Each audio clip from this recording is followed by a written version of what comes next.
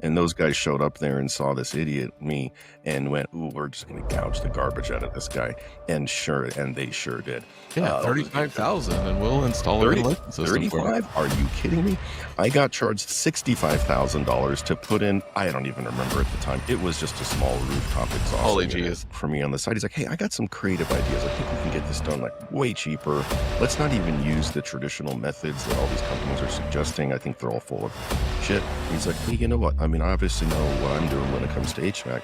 How about I be the wrench turner? How about you be the white collar guy and you run the sales and marketing? Like that's the thing you're good at." And my answer to it is just going to confuse you even more. I got sued. I got sued my way into this business.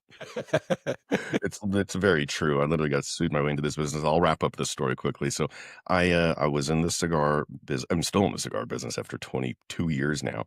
And but then I opened up this really cool cigar lounge. We were like Mhm. featured in Cigar Aficionado, all the major media publications, and I was in kind of like a glorified strip mall type thing where I had neighbors above and to the side of me, and my neighbor claimed that my smoke was seeping into their space, so they were claiming nuisance violation. Mhm. And so my landlord tried evicting me through a lawsuit to get me out of the space because he claimed that I was causing this nuisance. Turns out I wasn't at all. Turns out that neighbor of mine wasn't able to make ends meet. Their business was failing and they couldn't get out of their lease. And their attorney basically said, one of the only ways to get out of your lease is if one of your neighbors is creating a nuisance that's beyond your control. Well, that's beyond your control. That can get you out of your contract. I'm like, well, perfect. My neighbor's a cigar bar. They're Let's just looking blame for an Let's excuse. just blame the smoke. Yeah. Mhm. And they ended up closing doors anyway. Twice I got sued. Both times I won the lawsuit because they couldn't prove that there was an actual problem, and I could prove that there wasn't one. And so, in the process of getting sued, the first judge told me that I have to at least make some sort of effort anyway to improve the ventilation system. And so I called these, and at the time I knew nothing about HVAC. I could barely even operate my own thermostat. And so I called some local commercial HVAC companies, not even residential. I went straight to the commercial side. And those guys showed up there and saw this idiot, me, and went, "Ooh, we're just going to gouge the garbage out of this guy." And they sure did. Yeah, Uh, 35,000 and we'll install a 30, ventilation system for you. 35? Are you kidding me? I got charged $65,000 to put in, I don't even remember at the time. It was just a small rooftop exhaust Holy unit jeez. with like a 10-foot ducting run underneath it. I mean, it was nothing. $65,000, and I'm like, "Here's the check." Man.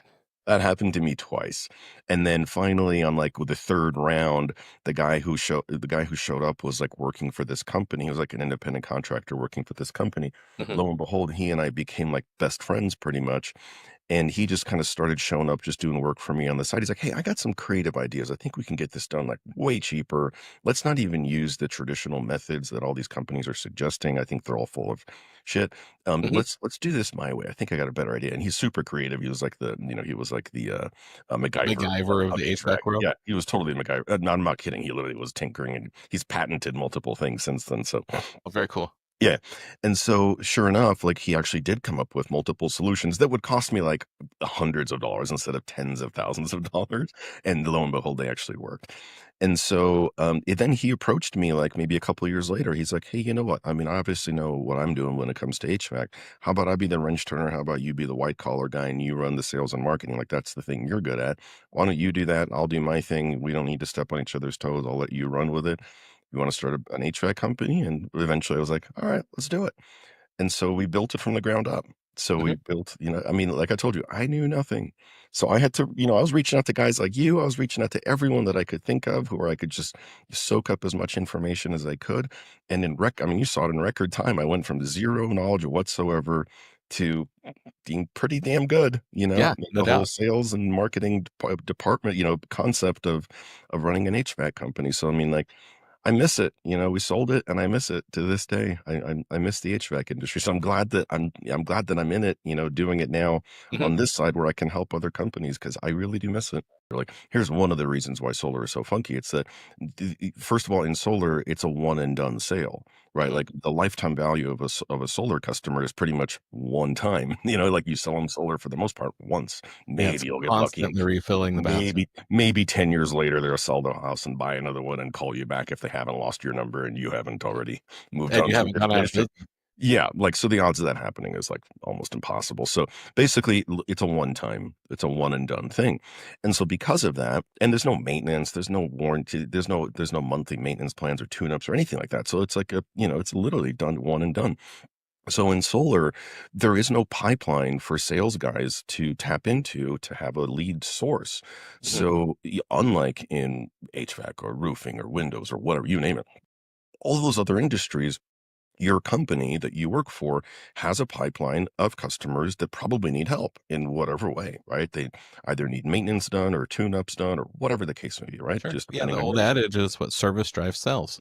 yeah, yeah. And so you've got a pipeline that you can tap into and you turn those into sales or you turn those into opportunities. Solar, like I just said, that doesn't exist because of the whole one and done thing. So these companies do not, and that's oddity number one. Oddity number two is that because of that, these companies don't have salespeople on staff because they can't keep them busy. So why on earth would you pay someone a salary if you can't even provide them with leads? It doesn't make any sense. So instead, the whole concept of the sales organization exists in solar, whereas it doesn't exist in anywhere else. And if you probably don't know what a sales organization is, I don't blame you because I didn't know either. A sales organization is basically a team of mercenaries who work for themselves, who are independent sales guys, who are not beholden, who are not obligated, who have no relationship to any other installation company. They're just for hire sales guys, and Mhm. they'll do sales for any company out there but they got to provide their own leads, right? It's understood that since, hey, you don't work for me, you got to go get your own leads, and then I'll pay you once you close the deal. I'll go pay you your percentage or your commission or your profit, whatever you want to call it. I'll pay you to go do that. So my point is that they don't get leads, so they got to get their own leads.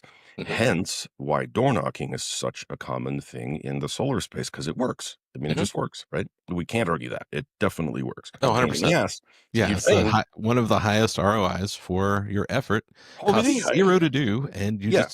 all you there was this huge mind-blowing moment for me when I realized I can literally just walk around, talk to people, and become a millionaire. I was like, "Holy freaking crap, this is cool." Yeah. Yeah. I mean, it's not fun, right? Like no one's going to argue that it's super duper fun, but it works. It Mhm. 100% works. So like if you're not Yeah. against I it, like I I don't know, I had a blast. I think I well, had yeah, more. and that's great. Like some people do absolutely love it. Yeah. That's just not my You gotta thing, be but cut out for it, though. you got to be cut out for it. Absolutely. And that's just not everybody. And I get it. If it's not you, well, then that's unfortunate. Right now, you got to find something else.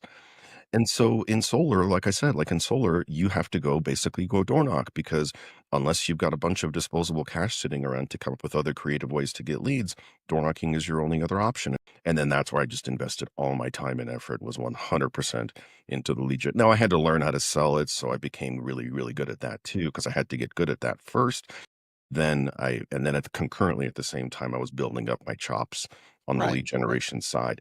And the way Yeah. that I got into call centers was simply through trial and error. It was just very Mhm. simply trial and error. I just tried everything. I was just doing everything that was out there. And I was doing virtual sales. In other words, we weren't going into the home at all. We were literally closing everything over the phone or Zoom, which is harder, lower closing percentage. You're not belly to belly. So, of course, it's No going to be doubt, I can harder. speak to that for sure, and I Yeah, it's think in 2 harder. years, I put up 100 projects, and 65% of that was virtual. That's fantastic. Oh, Yeah, yeah. I didn't even know that about you. That's fantastic. And so most guys are deathly afraid of virtual because they've heard the stories that it's a much lower closing percentage and people flake on you, so on and so forth. And so I tried everything, right? I did all the usual stuff. I did all the usual advertising channels, tried everything. And I didn't jump into the call center thing on day number one. It's not like I just started building out this like full-fledged call center. No, I did it piece by piece, right? Lego by Lego, and then just one day I realized, holy shit, I think I have a call center going here, you know? I would just upgrade everything It's one starting bit to at a work. time. Yeah, I would just upgrade all my components one bit at a time until one day I realized I had a call center. Now that took me a long time. It took me 2.5 years or Mhm. something like that, almost 3 years to Yeah. get to that point. But at the end of the day, what I realized was like, oh my God, the one thing that's actually really, really working effectively and is very scalable is the call center. And lo and behold, man, it's like then, as I delved more and more into it and became more of a specialist and expert in that field, realized I'm like, this can absolutely work for not every industry, but most, especially home services Mhm. industries. This can absolutely work. And so that's why I'm here now. I love it. And my guidance to a new client would be, hey, let's get some quick wins first. I want you to make your money back as soon as humanly possible so you feel good about your purchase with me. Mhm. Right. Step number Yeah, no 1, doubt. feel good about everything. And Yeah, I'm always very grab the well, lowest listen, I'm gonna be hanging honest, I fruit. say those exact words. I'm like, "I want you to feel good about your purchase. I want you to make your money back ASAP," right? And Yeah, then we can I do start the worrying same. and then we can start doing the bigger, badder, cooler stuff. But, like, for right now, let's just start getting massive, massive quick cash flow very, very quick. And as you can imagine, that's through basic tune-ups. Let's Mhm, get your foot in the door, inexpensive tune-ups, get in some homes. Let's start building a big, fat customer pipeline base real mhm. quickly, all right? And that's very low pressure, low resistance, easy to do. And no, I mean, I guess if you wanted to scam people and hey, your heat exchanger's leaking and you're going to be dead from carbon monoxide poisoning by this later this afternoon unless Right. you fix your system, I suppose, yeah, that would be some scammy bullshit. Like, don't do that, right? Yeah. First rule of sales, don't lie, cheat, or steal. Yeah, how about let's just don't do that, okay? Exactly. Okay. Step number 1, don't be a dick. Step number 2, just be honest, right? So this isn't that hard. But so, we start with the tune-ups. And again, you don't have to. If you can do this however you want. It's your call center. You call the shots. I'm just here to give you guidance. So step number 1, I usually tell people start with the tune-up. Step number 2, then we can start transitioning into low volume, high ticket. And then we Mhm, start going into system replacements. And as you can imagine, that'll be lower volume, but obviously higher ticket.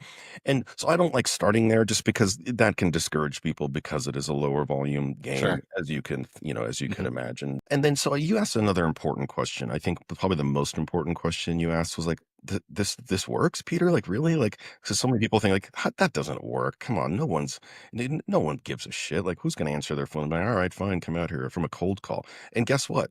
You're right to an extent. Now, you're right 99% of the time. mhm, But that's what a call center is, high volume. mhm, It's the point is, yes, you are right. You're 100%, you're 99% right. But the point is, we're only looking for the 1%. And mhm, this all happens behind the scenes. So it's not like you're going to even care. It's a high volume game.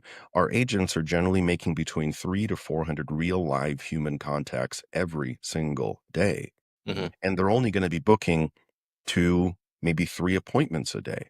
That's less than 1%. Right. So I just told you 99% of the time you're right. I wasn't making that number up. I was Mhm, literally 99% because we're only hoping for a 1% response or 1% conversion rate. We're only looking to convert 1 or less than mhm, 1% of all the contacts that we make will convert into a real appointment. So yes, you're right. 99% of the time it doesn't work. mhm. But all I care about is that 1% because that 1% turns into big numbers real fast. No You doubt. got 10 agents calling, each booking 2 appointments a day. You Mhm. wanna tell me that 20 brand new customers every single day is you don't want that? That's Yeah, that's, not for me. I'm pretty Not sure for me. just about any size organization that's enough to get you excited.